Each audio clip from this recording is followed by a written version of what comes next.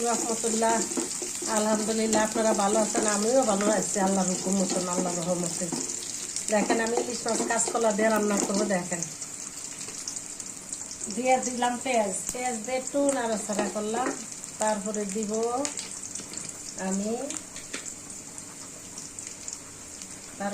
হলো এখন দিয়ে দিব আমি একটু রসুন। বেশি রসুন দিবেন না, ইলিশ মাছে বেশি রসুন দিবেন না।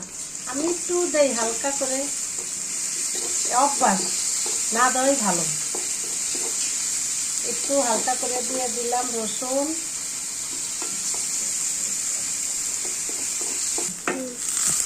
এইবার দিয়ে দিব আমি এই যে হলুদ দিয়ে দিব। তারপরে এইবার দিয়ে দিব মরিচের গুঁড়া। এর সাথে কাঁচা মরিচও দিয়ে দিব আমি একটু পানি। তারপরে এর সাথে কাঁচা মরিচও যোগ হবে, বুঝছেন? দিয়ে দিই আমি এই কাঁচা মরিচ।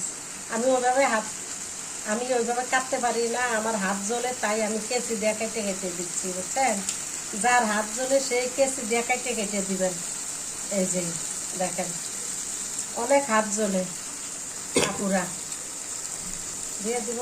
তারপরে এখন আমি দিয়ে দিব কি, আমি দিয়ে দিব ইলিশ মাছটা। এই যে মাছ আপুরা, এই যে মাছ, এই দিয়ে দিলাম। ভাইও ইলিশ মাছের যে দাম, খাওয়াটা মুশকিল, বড় মুশকিল। আর আমরা তো আলহামদুলিল্লাহ বছরে 2-4 বার খাই, কিন্তু এমনও মানুষ আছে বছরে একবারে কিনতে পারে না, বুঝছেন? আল্লাহ যেন ইলিশ মাছের উপর রহমত করে দাম কমে যায়, আল্লাহ সবাই যেন খাইতে পারে। আমরা তো বছরে 2-1 বার কিনে খাইতে পারি, আল্লাহ এই সুযোগ দিছে। গরিবরা তো একবারেই পারে না, এমন দাম ইলিশ মাছের।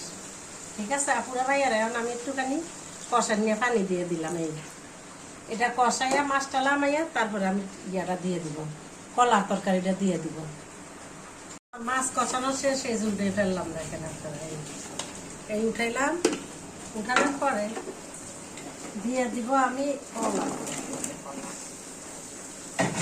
কলাগুলা দিয়ে এই যে নাড়াচাড়া দিয়ে এই ঢেকে দিলাম।